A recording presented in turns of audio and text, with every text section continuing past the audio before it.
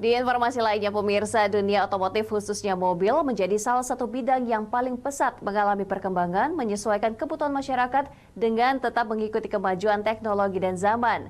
Namun berbeda dengan komunitas mobil di Palembang dengan tetap memilih dan merawat mobil lawas jenis hardtop dan jeep. Untuk informasi selengkapnya, berikut liputannya.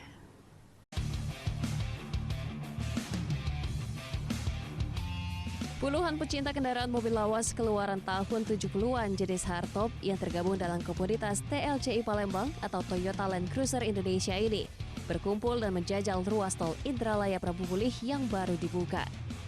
Touring mobil lawas ini diikuti 25 kendaraan yang terdiri dari hardtop, komando, dan jeep. Kegiatan jajal jalur tol baru ini salah satu bagian dalam menyalurkan hobi sekaligus silaturahmi antara sesama pecinta mobil lawas. Menariknya, sejumlah mobil lawas ini sudah mengalami restorasi, seperti pada warna mobil, pembaruan di bagian mesin, hingga ke kaki kendaraan itu sendiri. Kurang lebih ada 25 kendaraan mobil hardtop, mobil VX, maupun mobil Toyota Komando yang ikut rombongan. Ayo panasin mobil, jangan biarkan di garasi nanti cepat rusak.